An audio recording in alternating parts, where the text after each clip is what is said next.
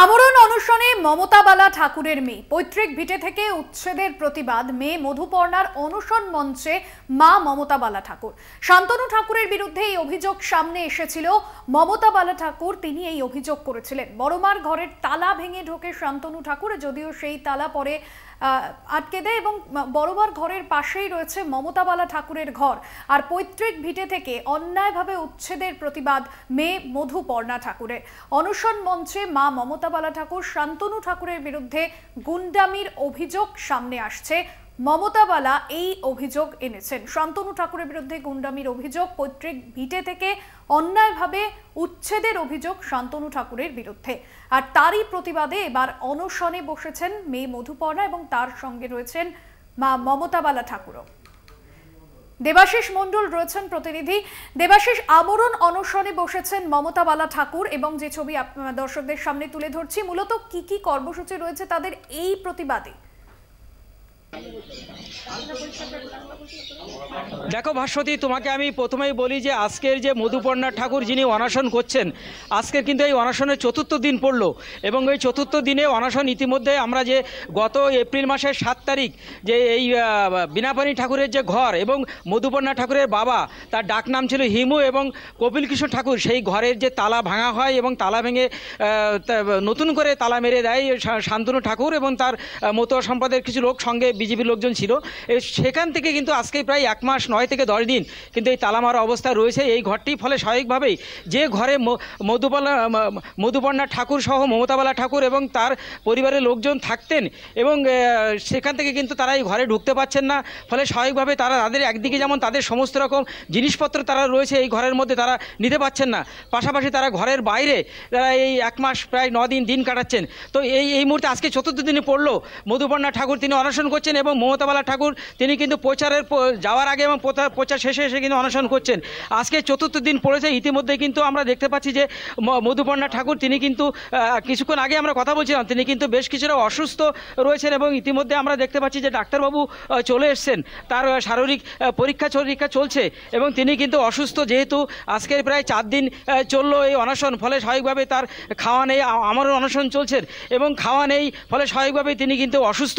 ফলে ডাক্তারবাবু চলে এসছেন এবং মমতা বালা ঠাকুর তিনি তার মেয়ে অনশন করছে একদিকে, তিনি পাশাপাশি তিনি প্রচারে বেরিয়ে যাচ্ছেন, সকালে অনশনে বসছেন এবং মেয়ের পাশাপাশি সন্ধ্যে প্রচার শেষে এসে তিনি কিন্তু আবার অনশনে বসছেন। ফলে তারও একটু খারাপ লাগছে। আমরা কথা বলছিলাম কিছুক্ষণ আগে যে তার মেয়ে একদিকে অনশন করছেন, পাশাপাশি তিনিও কিন্তু মেয়েকে পাশে বসে সকাল এবং সন্ধ্যের সময় তিনিও কিন্তু অনশনে বসছেন। আমরা যেহেতু মধুপর্ণা ঠাকুর তিনি কিন্তু অনশনে যেহেতু মঞ্চে এই মুহূর্তে আমরা দেখতে পাচ্ছি শুয়ে রয়েছে, আমরা প্রথমে একটু তার মার সঙ্গে কথা বলে জেনে নিই। দিদি, এই যে আপনার মেয়ে অনশন করছে একদিকে আপনি ভোটের প্রচার করছেন, এটা কি একটা মানসিক যন্ত্রণায় আমরা আছি?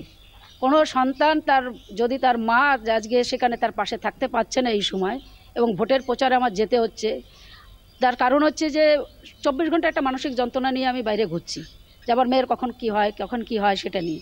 আপনারা দেখতে পাচ্ছেন যে তার যে শারীরিক অবস্থা, তার অবস্থা খুবই খারাপ। ডাক্তারবাবুরা এসছে যে তারা সেটা দেখছে এবং আমরা চাই যে মানুষের কাছে এই বিচারটা হোক, যে মানুষ আর কত দিন আমরা এইভাবে থাকবো, পথে ভাসবো।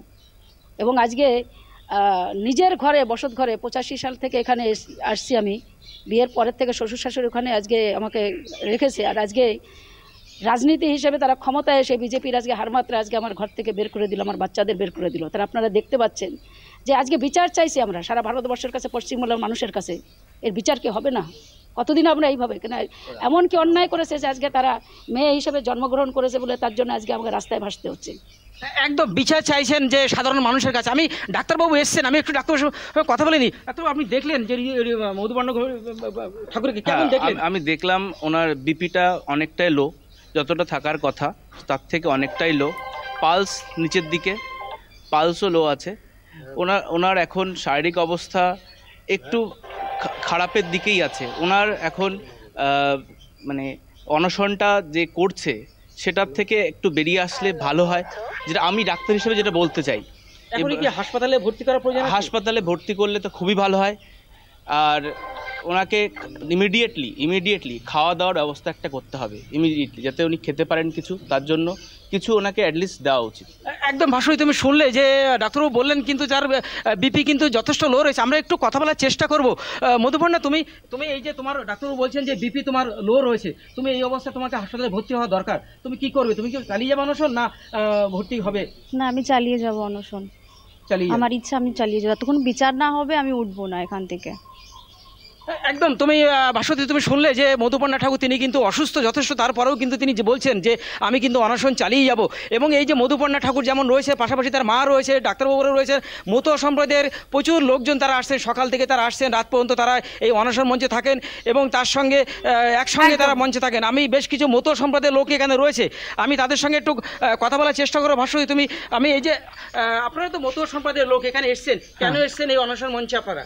আমরা এই অন্বেষণ মঞ্চে এসেছি গত মাসের 7 তারিখে। আমরা মহামেলার প্রেক্ষাপটে 7 তারিখে আমরা যখন এই ঘরে, আমরা সবসময় বড় মার ঘরে থাকি, তার পাশের ঘরে কপিল কৃষ্ণ ঠাকুরের আবাসন, সেখানে মা মমতা ঠাকুর থাকেন। হ্যাঁ, মা মমতা ঠাকুর থাকেন, কিন্তু সেই হঠাৎ করে বৈকালের দিকে কিছু সংখ্যক লোক, মানে জওয়ানদের নিয়ে বিজেপি ক্যাডাররা, শান্তনু ঠাকুর এসে যেরকম ভাবে মমতা বালা ঠাকুর তার মেয়ে ধর্ণা দিচ্ছেন, আমরণ অনশনে বসেছেন, পাশাপাশি মতুয়া ভক্তরাও রয়েছেন সেখানে। ধন্যবাদ জানাবো তোমায়।